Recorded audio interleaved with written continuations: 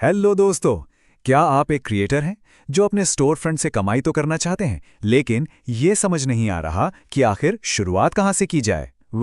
आज हम इसी पहेली को सुलझाने वाले हैं और ये जानेंगे कि कैसे सही प्रोडक्ट्स चुनकर आप अपने पैशन को एक कामयाब बिजनेस में बदल सकते हैं। तो चलिए शुरू करते हैं। तो क्या ये कहानी कुछ अपनी सी लग रही है कि एक शानदार स्टोर फ्रंट तो बना लिया, प्रोडक्ट्स भी ऐड कर दिए, लिंक भी शेयर कर दिए, लेकिन फिर सन्नाटा, मतलब कोई सेल्स ही नहीं। ये काफी फ्रस्ट्रेटिंग हो सकता है ना? तो फिर प्रॉब्लम कहाँ है? देखिए, ज्यादातर मामलों में आपकी मेहनत या आपके कंटेंट में कोई कमी नहीं होती। असली खेल है सही प्रोडक्ट चुनने का, जिसे हम कहते हैं प्रोडक्ट क्यूरेशन। यही वो चीज है जो आपके कंटेंट को सेल से जोड़ती है। तो चलिए थोड़ा और गहराई में जाते हैं और समझते हैं कि ये प्रोडक्ट क्यूरेशन आखिर है क्या। क्योंकि ये सिर्फ अपने स्टोर पर सामान ऐड कर देने के बारे में नहीं है। इसके लिए ना अपनी सोच में एक बड़ा बदलाव लाने की जरूरत है। इसे ऐसे समझिए, प्रोडक्ट क्यूरेशन का मतलब है कि आप अपनी ऑडियंस के लिए एक पर्सनल शॉपर बन जाते हैं। मतलब आप हजारों की भीड़ में से उनके लिए वो चीजें ढूंढ कर लाते हैं जो वाकई इनके काम की हों, उनकी जरूरतों को पूरा करें और हाँ, उनकी जेब पर भारी भी ना पड़े। क्यूरेशन और रैंडम लिस्टिंग में पता है क्या फर्क है? वही फर्क जो एक भरोसेमंद दोस्त की सलाह और एक टीवी एड में होता है। आप किसकी बात पर ज्यादा यकीन करेंगे? जाहिर सी बात है, अपने दोस्त की। बस यही भरोसा आपको अपनी ऑडियंस के साथ बनाना है। आपका स्टोर फ्रंट सिर्फ एक दुकान नहीं है, ये आपके ब्रांड की पहचान है। ये दिखाता है कि आप कौन हैं। जब आप सही प्रोडक्ट्स चुनते हैं तो आपकी ऑडियंस को लगता है कि आप उन्हें समझते हैं और यही भरोसा आखिर में सेल्स में बदल जाता है। तो फिर एक बढ़िया क्यूरेशन की शुरुआत कहाँ से होती है? इसकी नींव क्या है? किसी भी अच्छी क्यूरेशन का पहला और सबसे जरूरी कदम है अपनी ऑडियंस को समझना। ये पूरी प्रोसेस का बेस है। अपनी ऑडियंस को समझने के लिए खुद से कुछ आसान से सवाल पूछिए।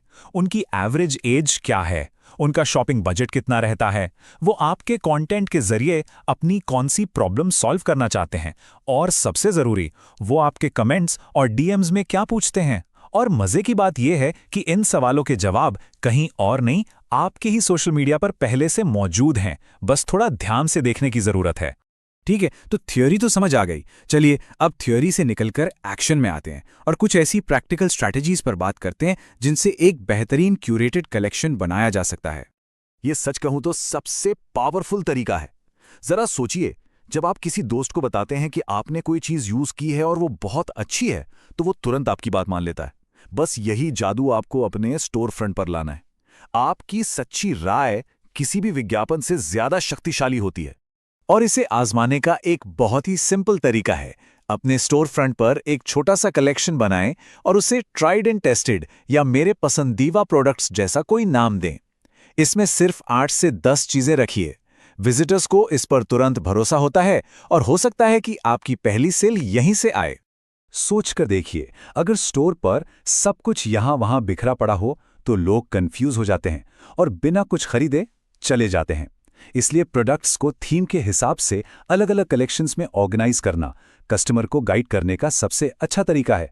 जैसे कि अगर कोई स्किन केयर क्रिएटर है तो वो डेली मॉर्निंग रूटीन या 500 रुपए से कम के सनस्क्रीन जैसा कलेक्शन बना सकता है।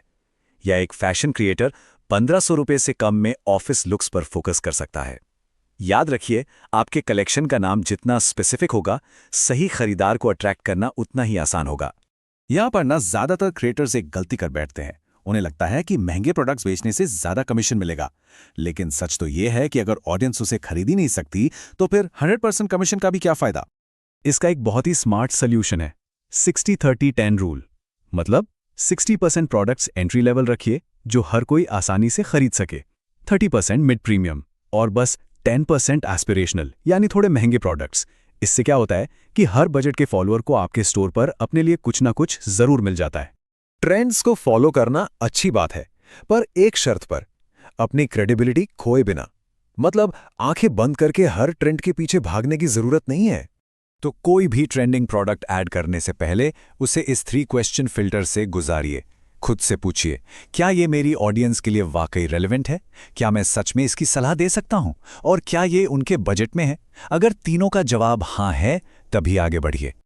अच्छा, तो मान लीजिए आपने सही प्रोडक्ट्स चुन लिए, पर अब उन्हें बेचना कैसे है?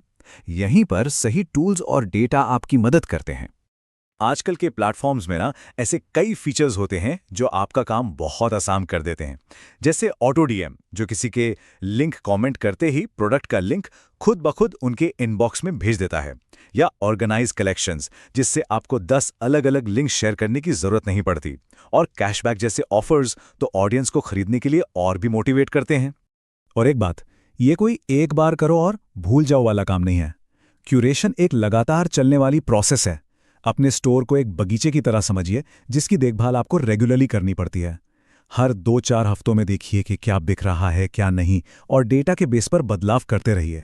अगर ये सब सुनकर थोड़ा ओवरवेलमिंग लग रहा है और आप सोच रहे हैं कि शुरुआत कैसे करें, तो चिंता मत कीजिए। आपके लिए एक बहुत ही सिंपल और असरदार प्लान है। बस इस सिंपल से 4 वीक प्लान को फॉलो कीजिए।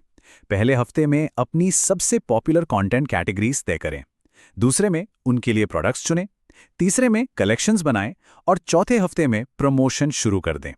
ये एक बहुत ही प्रैक्टिकल तरीका है जिससे आप बिना कंफ्यूज हुए शुरुआत कर सकते हैं। और सबसे जरूरी बात जो हमेशा याद रखनी है, क्वालिटी क्वांटिटी से हमेशा बेहतर होती है। 50 रैंडम प्रोडक्ट से भरा स्टोर बनाने से अच्छा है कि 15 ऐसे प्रोडक्ट्स हों जिन्हें आपने सोच समझ कर चुना हो। एक छोटा फोकस स्टोर फ्रंट ज्यादा असरदार होता है। तो दिन के आखिर में बात सिर्फ प्रोडक्ट्स बेचने की नहीं रह जाती।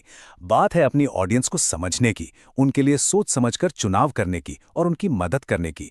जब आप उनकी ज़रूरतों को सबसे पहले रखते हैं तो वे आप पर भरोसा करते हैं, और यही भरोसा आपके क्रिएटिव बिजनेस को कामयाबी की ओर ले जाता है।